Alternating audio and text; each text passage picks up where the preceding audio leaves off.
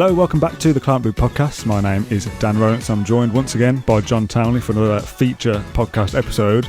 And for the first time ever, I think, we've got props. We got props. Look at this. I've done some prep. I've done some actual work into a podcast. Today's episode is going to be picking the best Aston Villa 11 from the Premier League era. Now, we have to get the disclaimer out of the way early doors. You're about 15. I'm late 20s.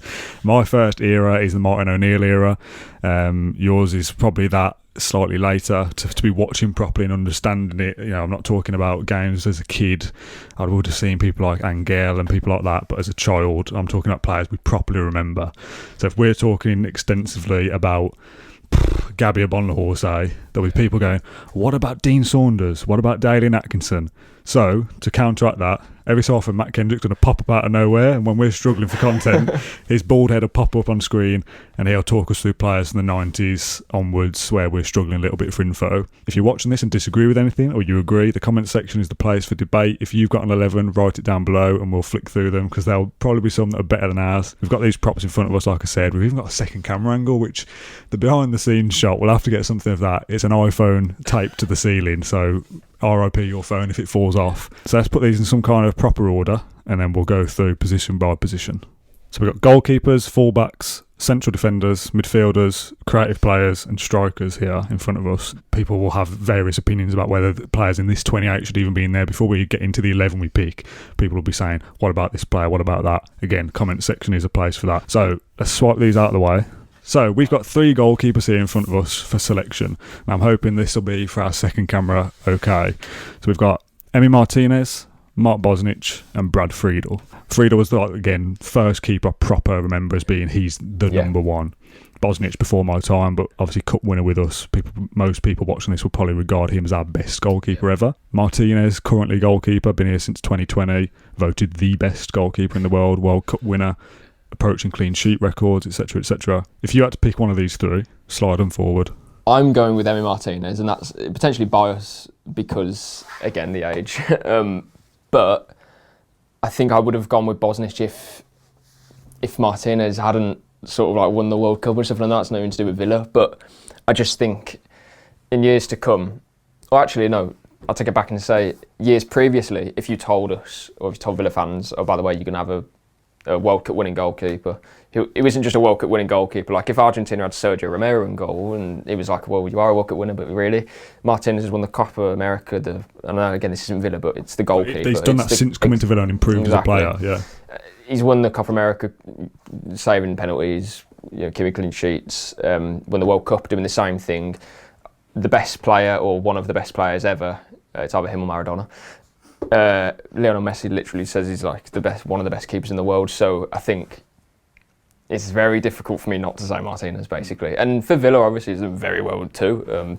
But he's voted as one of the best goalkeepers in the world. It's very hard to sort of. I've never watched Bosnich, and I'm probably saying that a lot about players, but I completely understand why most fans or a lot of fans of an era would say that it's Bosnich, because I'm aware.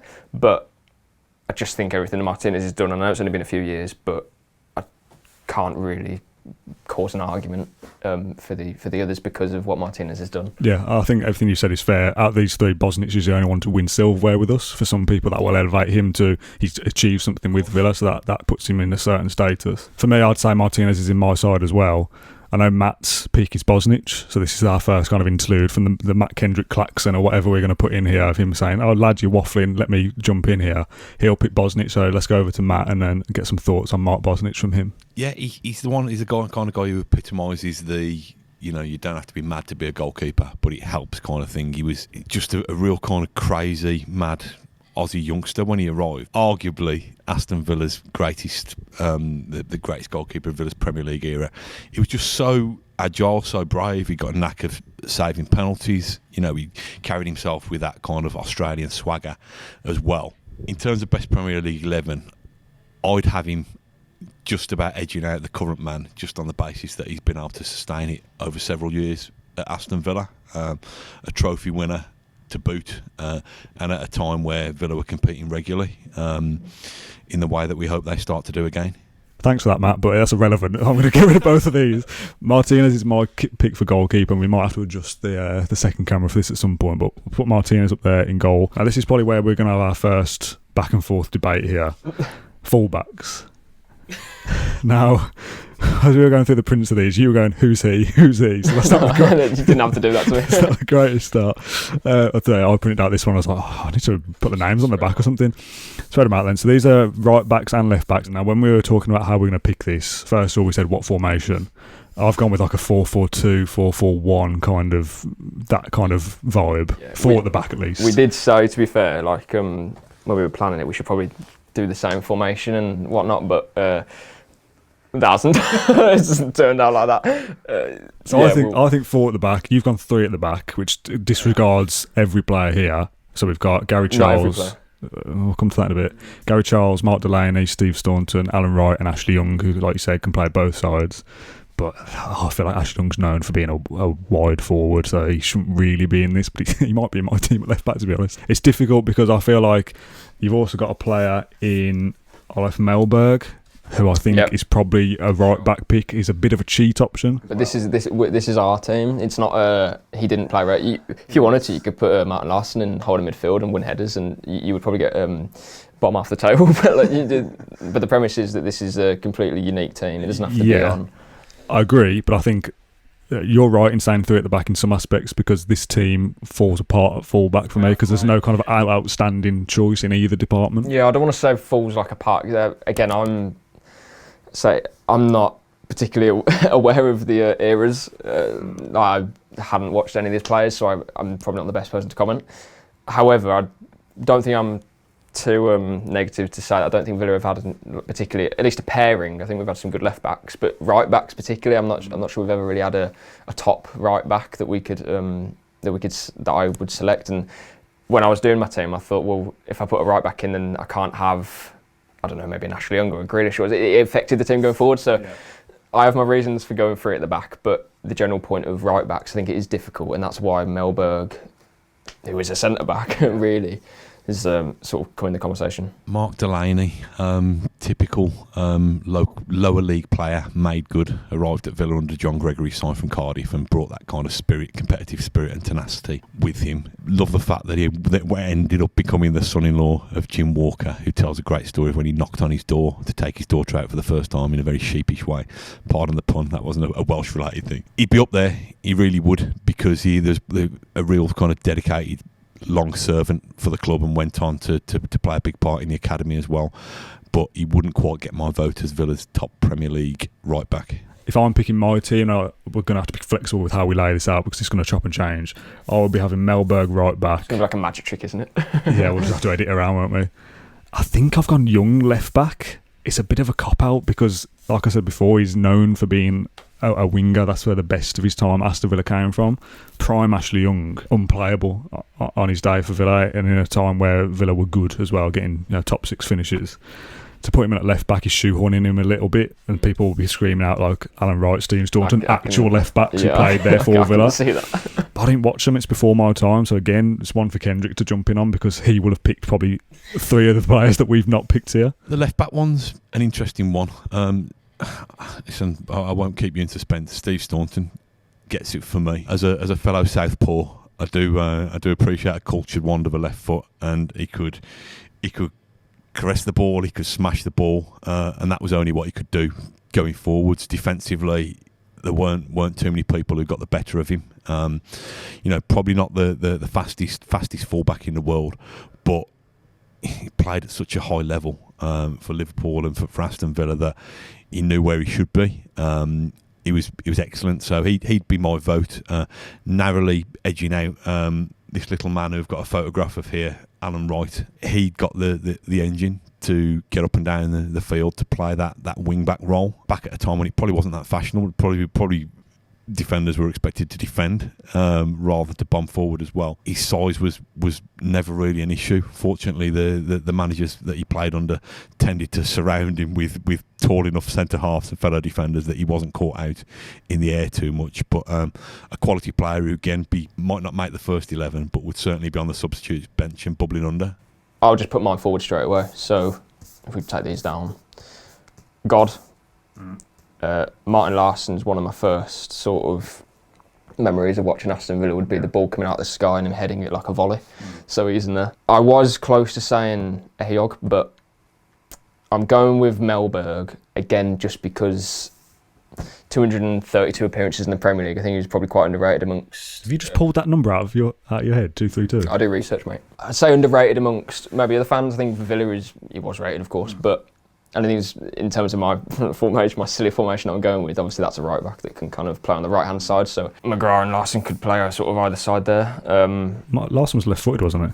Was he? I think so. I thought you did research. I did my research. That looks good to me. It does look good. Again, kind of the caveat that we said, we almost kind of be talking about players that we've watched. Never seen McGrath play live for Aston Villa, well before my time, well before yours, but the best Aston Villa player from what I've heard from many people. Absolutely has to be in there, whether it's a back two or a back three, however you're playing it. He has to be in there. Again, Matt will tell us more about how good he was. This is the reason that I'm on this podcast, so I can educate the young whippersnappers alongside me who haven't had the pleasure of seeing Paul McGrath play and yet still choose to support Aston Villa. Bizarre, really. Masterful, mercurial, flawed genius, was capable of putting his body through situations that probably defied modern medicine. And we know he had his personal demons with alcohol as well, but didn't stop him being a truly fantastic player. PFA Player of the Year in 1993. You won't see too many centre halves winning that award, but that's a testament to the quality of the guy. And when people say he's the greatest Aston Villa player to ever walk the earth, if that's the case, he definitely needs to get into our Premier League 11 on Claret Blue podcast, doesn't he? So, who are Paul McGrath? Your place in Aston Villa folklore is assured forevermore. From now on, then, we're going to build out your 11 so we don't keep messing around 3 at the back and stuff. Well, that makes more sense. You've done your fullbacks, haven't you? So, shall I? Let's build out your team. So, I've got midfielders for you here. Okay. Central midfield players. Pick away. Gareth Barry, Thomas Hitzlsperger, Ian Taylor, Stan Petrov, James Milner and Andy Townsend. The first one that I'm going to pick out straight away would be Gareth Barry. Mm-hmm. Not necessarily in order, but in terms of I'm playing a 2 in midfield, so I'm going to have Barry on the left. Premier League record appearance maker. Yeah, consistent, Mr. Consistent. Captain, we all know. I love all of these players. Originally, I had... You're not changing your mind, are you? I've done these printouts specifically. I had Petrov over Tails, but I am flip-flopping. I'm going to stick with what I had, and I'll say Petrov. Again, I didn't have the fortune to watch Ian Taylor because of my age, but I'm obviously aware of his talent and what he gave to the club. I've only gone with Petrov just because I know what he brought, and again, in the formation that I'm playing and stuff like that, I think he'd work well. Obviously, he played with Barry, of course he did, yeah. So that's my midfield pairing, but I'm absolutely open to the suggestion of Ian Taylor coming in, and like Thomas Hitzlsperger as well. Probably not going to make my 11, but yeah, some of these players, I think, like I said, we've got 28. Some of these are subs or honourable mentions. I don't think there's any. I don't think any fan would suggest someone like Hitzlsperger. No disrespect to him, it's just the first one I picked up. Would make it straight into a starting 11. But he's a worthy player to talk about. Played a lot of games, scored some great goals as well, of course. Andy Townsend in there again for different reasons before our time, but the last captain to win a trophy with Villa again puts him on a kind of pedestal of why he should be involved in the conversation. It's only with the passage of time and occasionally digging out some of the highlights from years gone by that you realise how good we had it for so long. For a big chunk of the 1990s anyway. The fact that Andy Townsend remains the last person to lift the trophy for Aston Villa all these years on is a crying shame. But what a guy! What a guy to have had that achievement. You know, I remember once, and I can't remember what game it was, but it's probably the day that I realised I was never going to become a professional footballer, and Andy Townsend gave me that realisation because a ball dropped out of the sky, like it was like a kind of meteorite falling from the sky, and he was tight against the touchline and somebody up against him, and he just pulled it out the sky straight on his foot, and I thought, that's the difference, Matt. That would have bounced off your shins or bounced off your elbows or something. But no, he was a quality player and a good leader. I think for Brian Little, I think he was the man who helped to deliver what, almost the manager's message, what you'd want from a captain. So yeah, again, not quite in the first 11, but bubbling under. I agree with Barry, 100%. For me, like I said, not watched Ian Taylor live in the flesh, but heard so many good things about him. Villa legend, Villa fan. Loads of good things about Tales. I like Petrov. I can't have him in a best 11, unfortunately. That's fair enough. So I'd be getting rid of him for Tales. I'm not going to be argumentative about that one. I think I've almost warmed to that idea. Yeah, there's nothing wrong with that at all, swapping those two. Living the dream, epitomising what we'd all love to do. The Villa player who actually went on to become a Holt End darling and remained unaffected, remained humble, brilliant, humorous, friend of the show. Without boring you too much about my career, he was one of the first players I interviewed for a magazine called Total Football back in the day, and he invited me. I was allowed to go around his house and offered me a drink, thinking I was going to get some Cristal champagne, but he's such a man of the people that he gave me a can of Skull, and I've not stopped reminding him ever since. But in terms of a footballer, energy to burn, legs that were legs as tall as the old Holt End floodlights, and just a real kind of quality, work ethic, humility that gets him in there, not just because he's one of our own, but because he's a fantastic player for Aston Villa. And Milner would be in the midfield for me as well, but I'd be having a 4 across the midfield with possibly Ashley Young on the left. But I think I put Ashley Young left back, so I don't really. So I've got a 4 at the back: Young, Larson, McGrath, Melberg, Milner off the right, Tales and Barry left foot, right foot, captain material. Grealish off the left. It's interesting that you mentioned captain. Ashley Young, club captain right now. Larson captain, Paul McGrath captain, Emmy Martinez captain. That's it. Melberg was captain at times as well. Yeah. I mean, these players are in here for a reason, aren't they? Of course. I do feel it's a little bit of a cheat to put Ashley Young at left back. I had Wilfred Boomer is what the first left back I properly remember. But again, you're talking at a different standard. Bauman is probably the best left back of our era. Yeah, probably after 2000, unless I've missed someone obvious. I don't think so. You got Alan Wright from the 90s, wherever they are on the table, and Steve Staunton. But post 2000. Yeah, I mean they're both playing in shirts. It would be 2000-ish, 2001. Honourable mentions. My dad said what about Sid Cowans? He played, obviously a legend for Villa. Technically played in the Premier League on a third spell, I think. He played 10 or 11 games. I was bit of a cop-out to put, as much of a legend he is, to put him in a best Premier League 11 when he played a handful of games in the Premier League at the back end of his career. I think that's the point, back end of the career. The player itself, of course, but I don't think he was at the height of his powers in the Premier League, was he? So. Yeah, exactly. I don't think many. If we had to play a four at the back formation, I don't think many. Prove me wrong in the comments. Of course. My only change would be Ashley Young bringing in left. Yeah, agreed with that. But I don't think many would disagree that 4 in the midfield would be bettered. I don't think you can pick anyone else, can you? It's subjective, isn't it? Because people would pick this based on best player or favourite player, or they'd have great memories of Hitzelsberger scoring against Birmingham City, or Andy Townsend lifting the trophy in '96 and go, well, he has to be in there because he did this achievement. Whereas James Milner finished 6th, so I'm going to have kind of a midfield 3, and Jack Grealish is going to play as a 10 or something like that. So it's obviously subjective, and there'll be loads of different opinions. We're talking about 30 years worth of football here, but that as a 4 looks good to me. We had creative players as a section, which was pretty much Grealish and Merson. Again, Merson before our time, but Magic Merson. Yeah, Magic Merson. I suppose in a way it's potentially difficult to kind of bring in so many creative players. You can probably fit a way to have Merson in, but then you're possibly going to take away from another. I don't know. Does that quite make sense? Yeah, you could have in terms of building a team. Yeah, you could have Barry, Taylor, Townsend midfield 3. Yes. Steven Gerrard special with Merson and Grealish as the 2 10s behind a striker, the Christmas tree classic formation. Yeah, that's how you work it. But otherwise, it's hard to sort of. And again, it is obviously subjective. Everyone has their own opinion. But if you're building an actual team to play someone on Saturday, I suppose you kind of got to work it somehow. When we signed Merson, I was made up.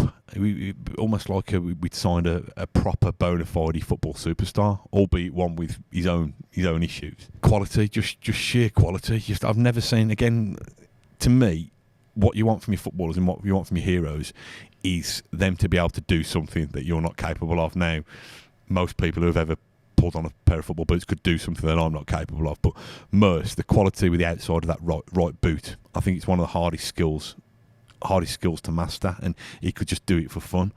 And the goals that he scored, the energy that he played with, his mastery of a football, the fact that, you know, despite what was going on with his own personal problems, he's still got this kind of bubbling personality that made you want to root for him. Again, probably rose-tinted spectacles, and very much of the time, but it was a joy to watch him. James Milner, the midfielder. Oh, hold on, is now a right wing back all of a sudden. No, Ashley Young, get back in here, son. Right, don't laugh. My thinking behind this is I'm cheating here completely. Ashley Young and James Milner, I think for right wing and left wing, I can understand the Jack Grealish argument, but we'll go on to that. Ashley Young, double figures in each of his full seasons at Villa. My first sort of, like, I won't say hero, but the first player that I idolised, I suppose, as Villa. Like I wasn't amazing at football, but that's what I based my game off. Like as like a winger as I was, I'd always look at him and think, oh, I'll go in the garden and whip some balls, and they wouldn't go in the top corner, they'd go over the fence, and I'd have to collect them. But he has to be in my team for not just like sort of sentimental reasons, but the way that my team works. All of a sudden, these two chaps are fullbacks in their late sort of career, 37 and 36, I think it is. So what I'm doing here, I am cheating. I'm saying they're arguably the best wingers Villa have had in the Premier League era, arguably. But I can do a job. And I can do fullback as well. So I'm thinking, oh, we're out of possession. All right, just tuck into a 5 because we know you can do it. I'm picking them 10 years ago, if you put it that way, going forward. And then I'm going to say to them in the dressing room, by the way, lads, in 10 years' time, you can defend. So I am cheating, but if you can take like everyone's game, then I think that's a bit of a cheat code. Honestly, because you got that is solid. Midfield 2, cool. And then your fullbacks, if you're defending, you have 2 fullbacks who are solid, hard grafters, intelligent, experienced pros, like football brains, as we see now. Like they're not even that quick anymore, but they just read the game so well. Oh, by the way, they do have like rapid pace, and James Milner's delivery is solid. Like he's so good. Ashley Young speaks for himself. I couldn't not have him on the left. And James Milner, I think if you're going to play a right winger in this team, I don't think you can have anyone else. Like I was debating, do I have Ashley Young left, Grealish right, but Grealish right is never really played there. On the right as well. Merson on the right, yeah. But yeah, for me, I have cheated, but I think attacking process, it works great, and then defensive, although I'm cheating. Yeah, it works though. It is a bit of a kind of almost. I hope people are looking at this and thinking like, oh wow, that's really good job. And instead people listening to this, what are they talking about? They're just scrolling across to your next pick. Ashley Young's a bit of a blessing in disguise that he can be played at left winger or left back and be kind of cheated into a side however you set it up. So it's almost like Ashley Young is like a perfect pick for this kind of game. Let's call it. He can be flexible. Won the Serie A title playing left wing back under Conte at 35. And yeah, it's weird, isn't it? Both our wingers from yesteryear, or whatever, 36 playing fullback, you'd never expect, especially Young. I think you could see it in Milner. If you said this shirt I'm wearing today, 2007, 8 or something like that, if you told Ashley Young then, in 15 years, you'll be back at Aston Villa playing fullback at 36 odd, you'll be club captain, back in the Premier League. It's not like you've gone to Aston Villa again because they've been relegated to League One. You're back at the top flight after winning the Serie A in Italy. He'd have probably said, "You're talking shit, mate. What are you talking about?" There's no like what? Yeah.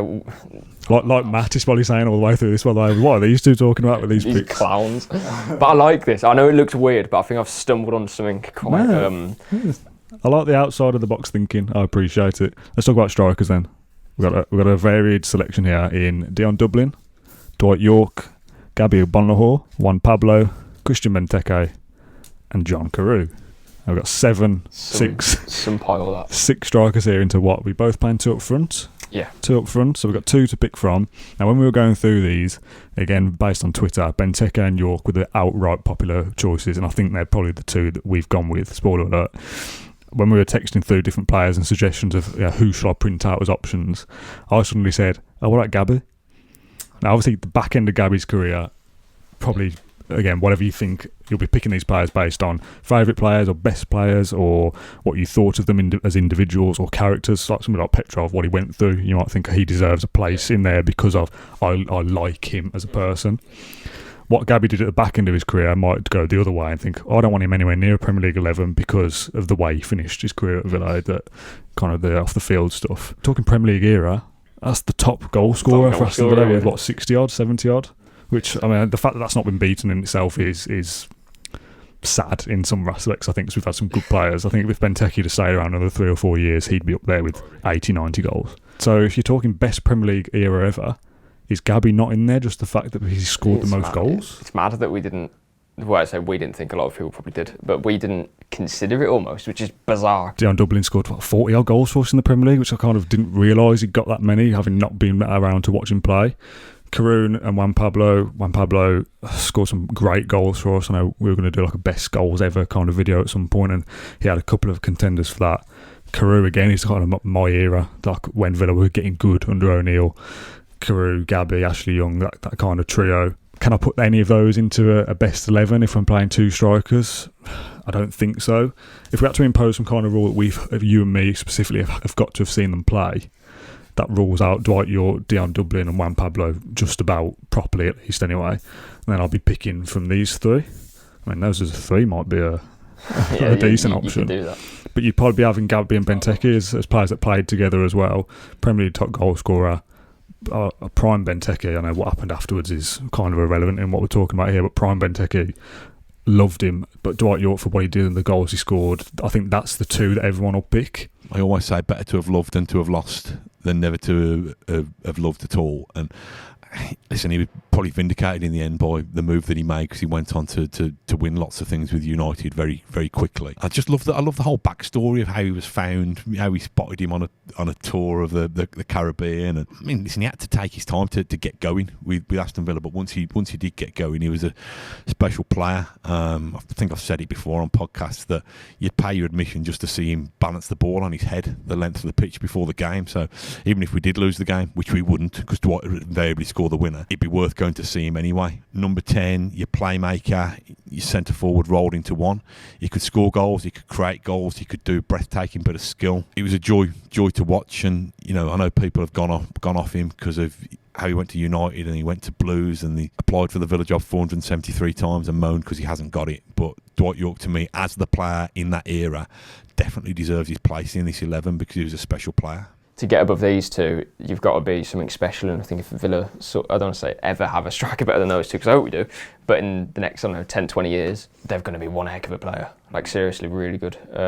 So, yeah, I don't think you can dispute those 2. Ollie Watkins is, I think his next goal, I don't know when this comes out, if we've played another game, if he scored another goal, but he, as of recording, his next goal gets him into the top 10 list of all-time Premier League goal scorers with 35 or 36. Yeah, it's still got a way to go to get Gabby's record. I think Gabby said himself that he'll break it, and if he stays with Villa for another however long, if Ollie Watkins is with us till the end of his career and scores another 10 goals per season, Ollie Watkins will be Villa's all-time Premier League top goal scorer, which sounds strange to happen, but Villa have got, like we said in a previous video, if Villa are to push on at some point and get European football, they're going to have somebody that outs players on this list. Yeah, because these are all, apart from Benteke, these are all good eras for Villa.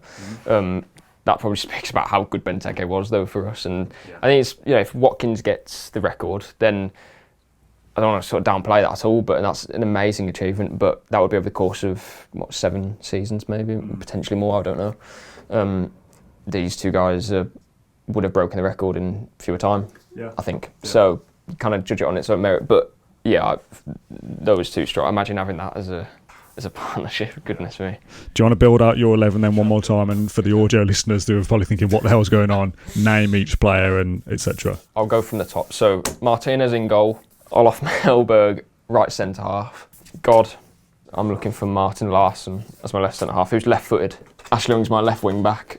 James Milner is my right wing back. So just to go over that, so again, defensively, they've both proven that they can do it going forward. Obviously, we know they can too. My midfield 2, Ian Taylor after a bit of persuasion, and Gareth Barry. Jack Grealish is the best footballer that I've watched live for Aston Villa. Yeah. What a player. I know there's always going to be a sense of, like, we haven't actually spoken about it yet, but there's always going to be a sense of, like,